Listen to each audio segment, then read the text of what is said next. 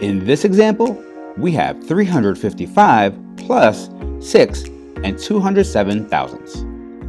Since we're adding these numbers and one of them is a decimal, we need to make sure that we line up our decimal points.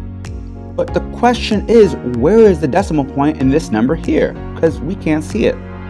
Well, whenever you have a whole number, the decimal point will always go right after the ones place at the very end. So let's write it in here. So the first thing we should do is write our first number in and making sure that our decimal point is written clearly.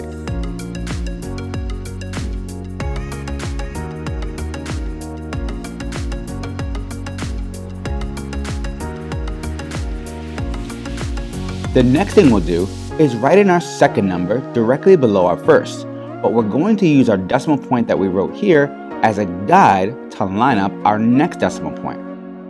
So in the numbers 6 and 207 thousandths, I'll write in my decimal point first, right under this first decimal point. Then, to the left of the decimal point, I'll write the number 6. And to the right of the decimal point, I'll write in 2, 0, and 7.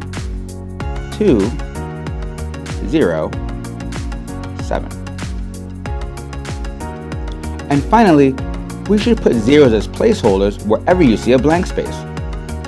So we'll put a 0 here, here,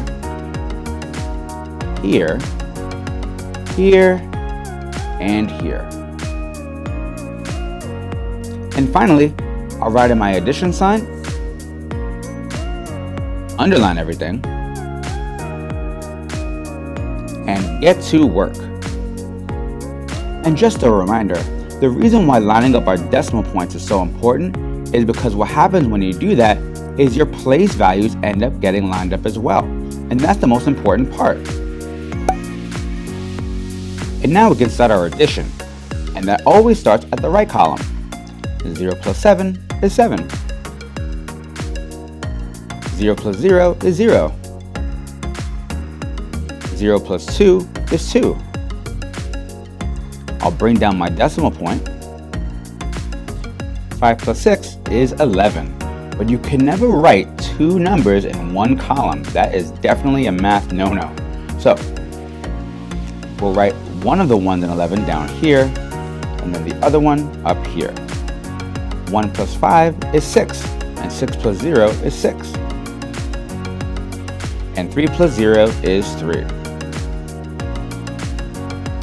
So our final answer is 361 and 207 thousandths, although most students read that as 361.207.